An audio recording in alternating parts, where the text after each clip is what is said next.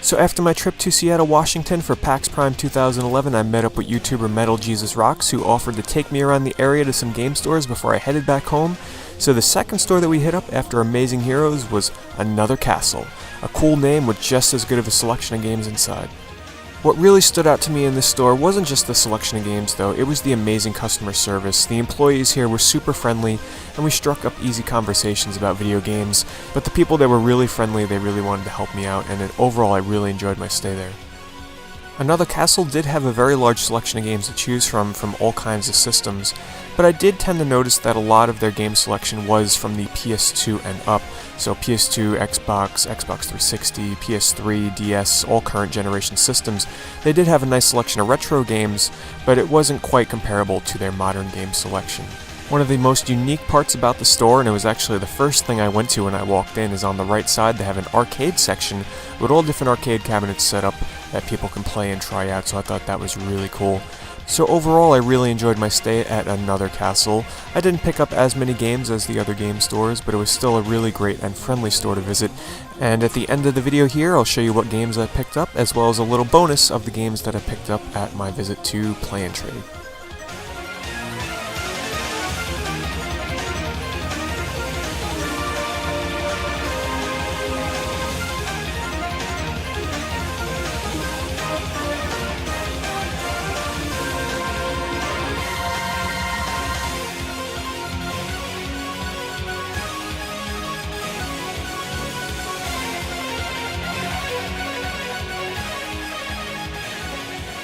Alright guys, so I just stepped out of Another Castle video game store, which is one of the coolest names for a game store I've ever heard.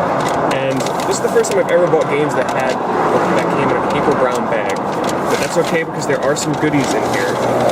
First up is Shadowgate 64, Trials of the Four Towers on the N64. $17.99, that seemed like a reasonable price to me. It's complete in box with the poster and everything and all the ads in here, and I felt compelled to try it out.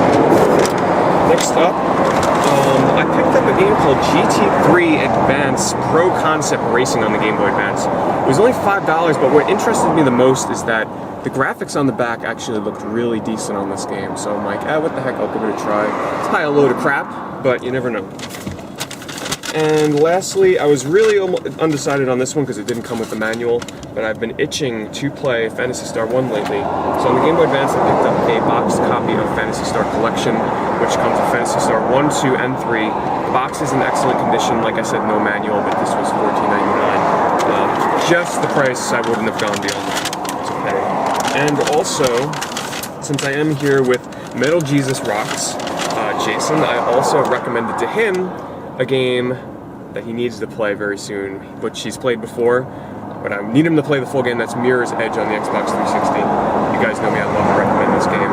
And just before I go, prior to stopping here, we did stop at a Play and Trade, but we didn't record any footage in there, because the retro games they had in there weren't that great anyway. I had no idea this existed, but it's from the developers of the Kingsfield series, and the name stood out to me because I have the sequel, I believe, on the PlayStation 2. That's Echo Knight on the PlayStation 1.